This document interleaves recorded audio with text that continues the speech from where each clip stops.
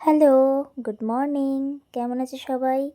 তো দেখো সবার প্রথমেই তোমাদেরকে দেখিয়ে দিই আমার বাড়ির অবস্থাটা ঠিক কী অবস্থায় আছে। এই দেখো সব ঘরবাড়ি ভেঙে চুরে পড়ে আছে।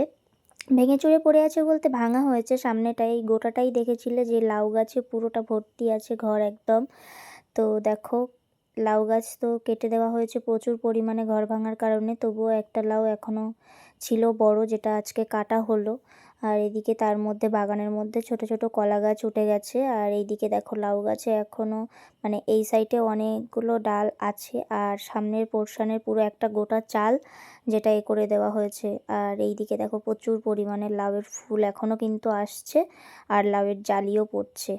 আর এইদিকে দেখো সকালবেলা বাগানে একদম শিশিরে পাতাগুলো ভিজে আছে।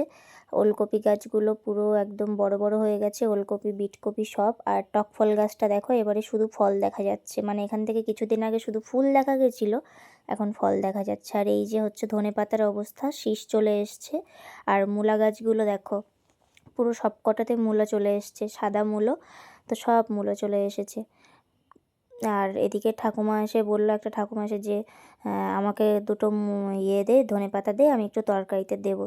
তো বললাম যেহেতু বেশি আছে, শীষ উঠে যাচ্ছে, সেহেতু নিয়ে যাও, বলে দেওয়া হলো। আর এদিকে মা পালং শাক তুলতে চলে এসছে।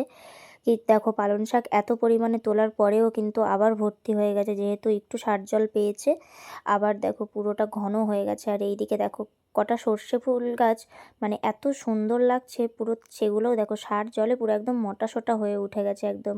আর ওইদিকে লাল শাকগুলো দেখতেই পাচ্ছ, পুরোটা বড় বড় হয়ে গেছে, আর এর কিন্তু ডাঁটাও শক্ত হয়ে গেছে, এগুলো আর খাওয়ার মতো অবস্থাতে নেই। এবার যদি জল দিয়ে বড় করা হয়, একদম বড় মোটা ডাঁটা হলে তখনই খাওয়া যাবে, তার আগে কিন্তু নয়।